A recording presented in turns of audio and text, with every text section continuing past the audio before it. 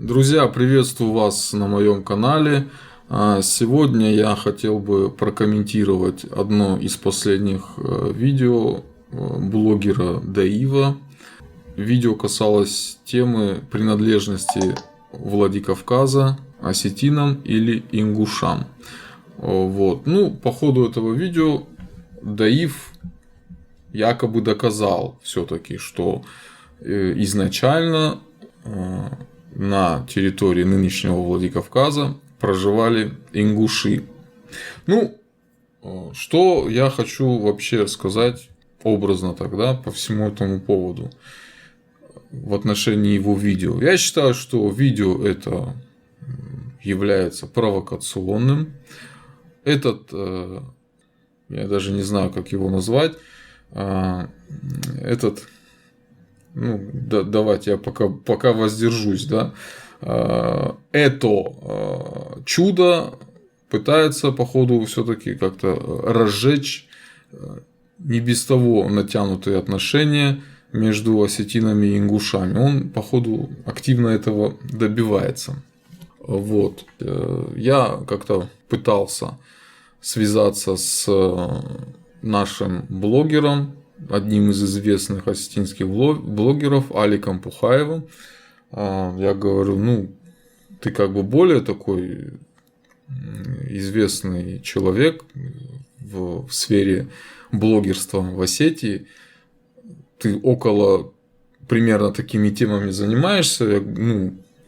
Пригласи в студию к себе историков, пускай они как-то постараются это прокомментировать.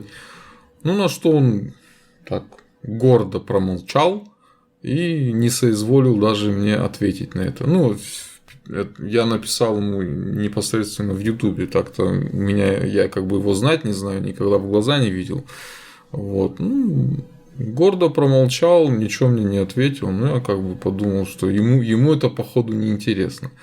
Я считаю, что на такого рода обвинительные провокационные видео нужно отвечать, потому что без внимания такие вещи оставлять нельзя. И если осетинским блогерам, историкам до этого нет дела, то для меня, как для осетина, эта тема очень стала такой актуальной, и я не могу просто вот так взять и промолчать. Что я хотел бы сказать по всему этому поводу?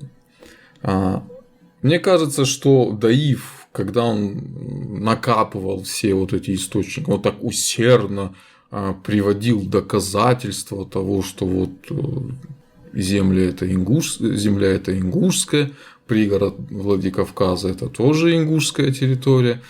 У меня возник вопрос, неужели это картавое уё, да, неужели оно во всех этих источниках не заметила одного такого очень интересного момента? А кто жил, собственно, до заселения этих территорий ингушами? Кто жил до них? Он почему-то как-то он гордо тоже от этого увильнул. Делаю как бы его. Я просто в очередной раз убедился, что весь смысл этого ролика заключался только лишь в том, чтобы спровоцировать не без того усложненные отношения между осетинами и ингушами. Кто-то говорит, что я тоже являюсь провокатором. Я на это могу сказать только одно. Без всяких, если бы не было всяких незаконнорожденных злых ублюдокашвили, да, и картавых мудашвили, то эту свою бы деятельность я бы как бы даже и не думал бы начинать. Потому что я считаю, что мы все кавказцы, у нас у всех есть одна общая история, одна общая культура, и мы настолько впитали эту общность, так сказать, да, что это, можно сказать, на генетическом уровне. Причем северокавказцы значительно, на мой взгляд, более отличительные являются, нежели там от закавказцев, там от тех же грузин, армян и так далее. Но это на самом деле так. Я же говорю, я бы даже и близко бы не начинал вот эту деятельность. Там. Я просто элементарно пытаюсь как-то делать своего рода такие ответки. Может быть, я это делаю неправильно, может, просто иногда стоит промолчать. Ну, я в этом отношении не хочу молчать. Если как бы оскорбления с их стороны идут, то как бы и с моей стороны тоже будет что-то похожее. Еще что хотел сказать по ролику этого картавого мудозвона, то, что он пытается доказать, что ингуши жили вот якобы как-то издревле, что ли, на территории нынешнего Владикавказа и пригородного района. Ну, я же говорю, столько перерыть количество книг, я не знаю, где он там в архивах сидел или что он там делал, я не знаю, и элементарно не узнать, кто до заселения ингушей жил на этих территориях, ну, он либо дурак, либо прикидывается дураком. Ну, дураком я его считать не могу, потому что дурак столько сидеть в интернете и в библиотеках, да, там не будет. Скорее всего, он просто прикидывается дурачком. Вот. Он прекрасно знает, что никакой эволюции ингушского народа от обезьяны в ингуша на территории современного Владикавказа и пригородного района не происходило. А вся подача его этого фильма, она именно на этом и основывается, что вот ингуши издревле жили на плоскостной территории, там, на территории нынешнего Владикавказа. Нет, это, увы, не так. Что ингуши, что осетины, что чеченцы, карачаевцы, балкарцы, у нас у всех одна родина и одно происхождение. Мы все родом из гор. Мы горцы. И жили мы в горах до недавнего времени фактически. А территория эта, которая является современной сегодняшней, плоскостная территория, в которую входит там современная Северная Осетия, Кабардино-Балкария, само собой, Ингушетия, Чечня, все вот эти равнинные территории, и Ставропольский край то же самое. Все это были владения так называемой Малой Кабарды. И хотите вы этого или нет, уважаемые ингуши, но в том числе и ваша равнинная сегодняшняя Ингушетия – это тоже территория бывшей Малой Кабарды. И сейчас я вам хотел бы предоставить несколько таких источников, где я буду это подтверждать. Вот. И первый мой источник будет книга Артура Цуциева. Да, это осетинский автор. Не пугайтесь. Я считаю, что это именно тот один из авторов, который абсолютно не являлся каким-то таким автором, который пытался как-то выгородить осетинскую сторону. На мой взгляд, книга эта называется «Осетино-ингушский конфликт». Там история возникновения, что-то такое. Кому не лень, почитайте в интернете. На мой взгляд, книга очень такая объективно написанная. И я хотел бы зачитать из этой книги несколько абзацев. В 1730-60-х годах началось сворачивание кабардинского поселенческого присутствия на плоскости. Не, извините, я не с самого начала начал. Вот, с начального момента начну и дальше продолжу. Обе группы обществ, и осетинская, и ингушская, расселялись к 1730-1750 годам в пределах горной полосы, примыкавшей с запада осетины и востока ингуши к Тереку. и ограниченной с севера равнинами, на которых господствовали кабардинцы. Именно эти два обстоятельства, подверженность кабардинскому влиянию, доходившая в иные периоды до непосредственной зависимости, и стратегически важное положение близ наиболее удобного горного прохода в Закавказье, именно они определяли первоначальную сходность исторической судьбы осетин и ингушей в контексте усиливающегося интереса Российской империи к Кавказу. Интерес России к осетинским и ингушским обществам был идентичным. Стабильность и безопасность будущих российских коммуникаций, проходящих через земли осетин и ингушей, куда? Конечно же, в Грузию, взамен на российскую протекцию для этих народов от более сильных соседей, главным образом кабардинцев и чеченцев. Здесь нужно также отметить, что в 1750-70 годах, вплоть до самого начала российской протекции над Грузией, интерес империи к осетинским и ингушским горам основывался прежде всего на возможностях добычи здесь стратегического для военных нужд сырья. В целом, взаимные интересы обусловили то, что осетин и ингушей можно назвать, внимание, союзными России племенами. Грабежи и блокирование дороги в Грузию со стороны осетин и ингушей в последующем случались довольно регулярно. Однако это не отрицает исторически доминирующей в то время союзнической тенденции. Целая цепь событий обозначает этапы постепенного включения осетинских и ингушских обществ в сферу российских интересов и влияния. Наконец, в 1783 году Картлийско-Кахетинское царство становится российским протекторатом по Георгиевскому трактату, что резко усиливает значение Дарьяльского прохода всей линии Моздок-Дарьял-Грузия.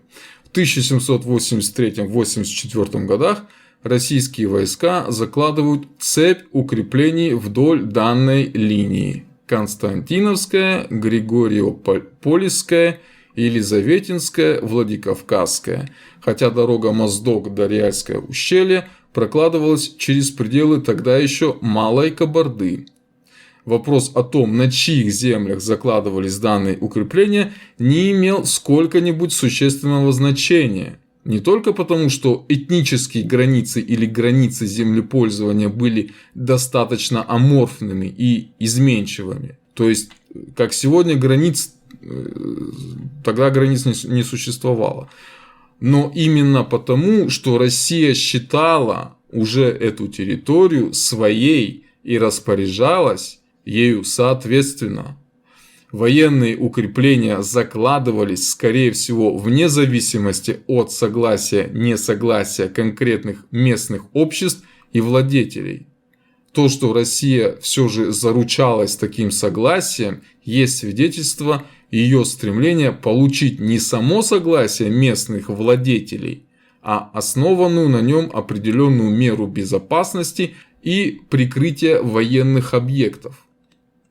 В 1730-60-х годах началось сворачивание кабардинского поселенческого присутствия на плоскости.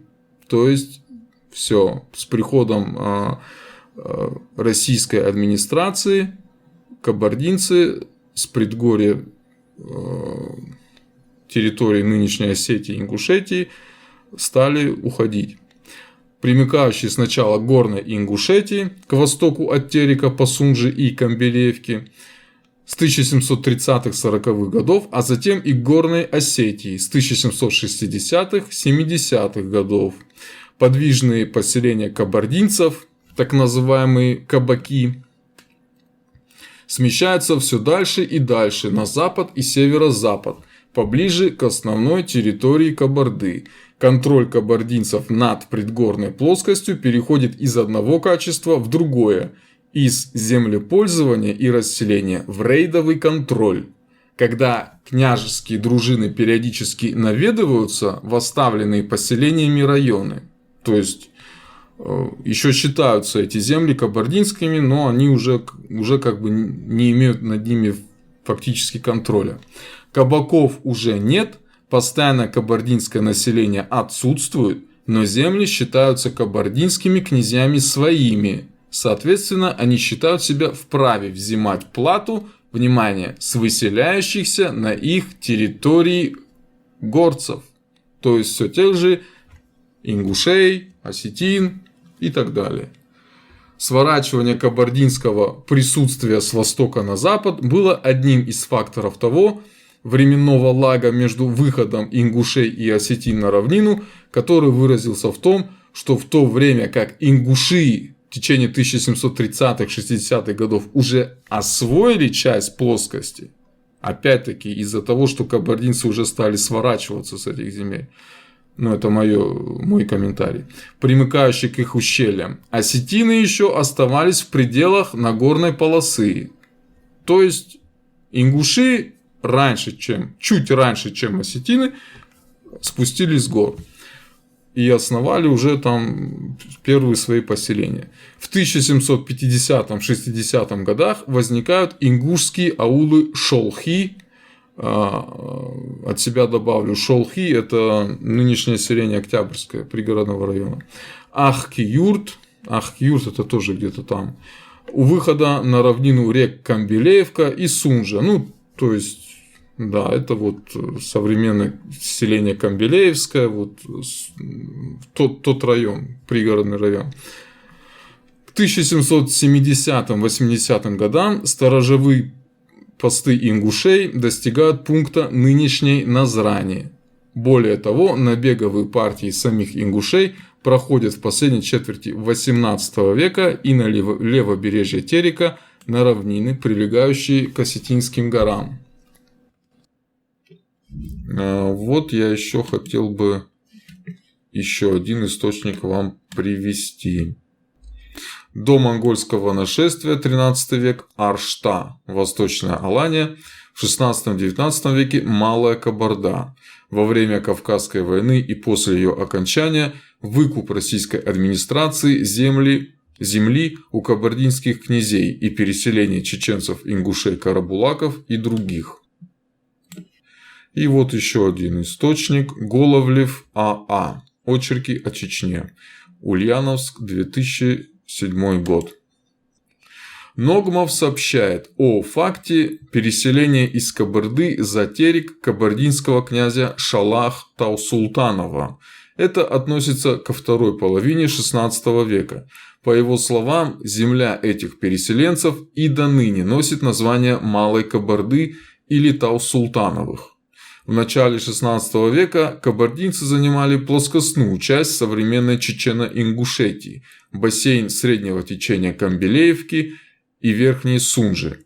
Вообще появление здесь кабардинцев по Ногмову определяется временем жизни князя Инала, который жил в 15 веке, родоначальника всех кабардинских и, по утверждению Ногмова, быть может, части абхазских князей. Вот.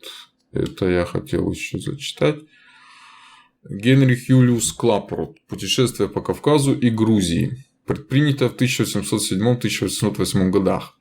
Ко второму округу Малой Кабарды, который называется Шлахстан, принадлежит только одна главная деревня, называемая черкесами тоже Шлахстан, с несколькими соседними поселениями, которая находится у ручья Пседах. Пседах, насколько я знаю, это еще селение есть в современной Ингушетии. Как видно из самого названия, это название кабардинское. У ручья Пседах, северо-восточной части южного гребня. В ней живут княжеские семьи Ахлау и Мудар со своим окружением, а всего в ней насчитывается около 500 семей. Эта черкесская княжеская семья жила первоначально на Сундже. Не Сунжи пишут, а Сундже. В долине ручья Насран или Насиран, то есть Назрань. Откуда она переселилась, черкесская княжеская семья переселилась сюда примерно около 80 лет тому назад, так как ее очень беспокоили набеги соседних с ней чеченцев и карабулаков. Ну вот, в принципе, вот эти источники я и хотел вам привести. То есть, то, что я накопал буквально там короткий срок, я не стал заниматься мазохизмом, в отличие от картавого ушлепка. Вот, видать, он какой-то скрытый, походу, извращенец, что вот так вот сидит и там что-то там накапывает, выкапывает. Вот. Я чисто прошелся,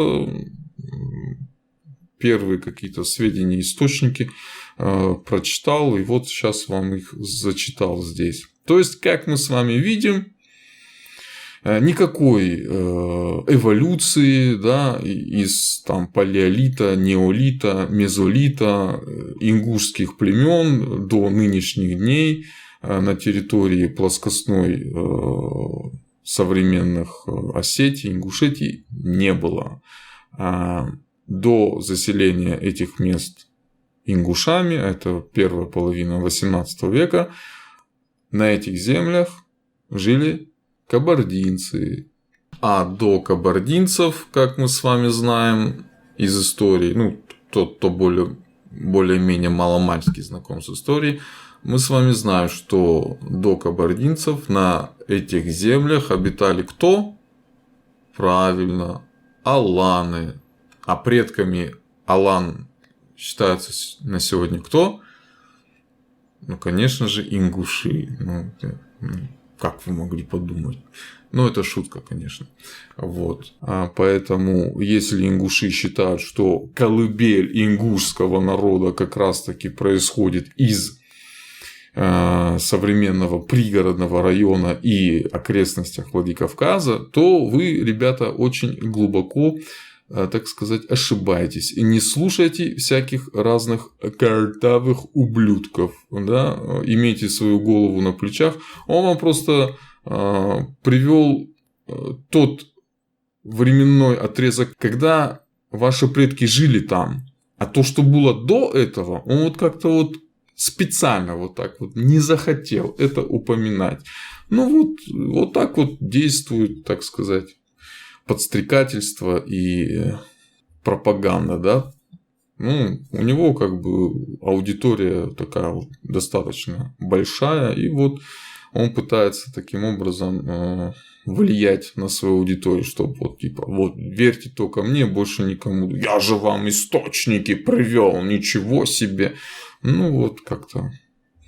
Поэтому всегда старайтесь более обширно глядеть на тот или иной вопрос. Если вы, ингуши, хотите все-таки выяснить, где находится колыбель ингушского народа, откуда все-таки пошли ингуши, к этому вопросу обратитесь к вашим, так сказать, блятьям, как бы выразился товарищ Даев. Вот. Обратитесь к ним и скажите: ребята, по-моему, что-то тут не то. Потому что, насколько я знаю, из сведений тех же ученых еще советского периода, даже периода дореволюционного, различные ученые, историки изучали этот вопрос, и они пришли к выводу, что предки современных чеченцев-ингушей раньше обитали в Грузии, в современной Грузии, и под различным воздействием, ну, видать, грузины как-то, картвелы, да, картвельские племена, видать, их предков чеченцев, ингушей или ассимилировали их, или, ну, короче, под какими-то различными обстоятельствами предки чеченцев, ингушей стали мигрировать на север. Ну, то есть на ту современную территорию, где расположена Чечня и Ингушетия. Вот. Так что обратитесь к своим блятьям по, так сказать, по ненависти к осетинам, потому что я считаю, что это все блатство основано только лишь из-за ненависти к осетинам. Больше ни на чем. У вас ни язык не схож, ни религия, ничего у вас общего нету между вами, грузинами и ингушами. Вот только чисто такая ярая ненависть к осетинам. Вот только это вас и объединяет. Ну, Вы же все-таки хотите правду узнать? Колыбель ингушского народа. Вот подойдите к ним, скажите. Ела, ребята, вот ученые вот так вот говорят, короче, что наши предки жили у вас в Грузии. Может быть, как-то мы вот этот вопрос решим. Вот. Ну, не знаю, если они ваши братья, что один раз же они вам как бы освободили дома, вот, может быть, и второй раз освободят, и, может, что-нибудь как покрупнее отдадут. Ну, я, конечно, я как бы шучу, да, я ни к чему не призываю, не подумайте, это всего лишь просто шутка. Вот, ну, в принципе, я все, что хотел сказать, я сказал. Это был мой такой сегодняшний такой первый подкаст, не последний, да, и немного как бы нервничал по этому поводу, все-таки первый раз, ну, как, вот. Ну, а на этом на сегодня у меня все. Всем спасибо за просмотр. Всем мира и добра. До новых встреч.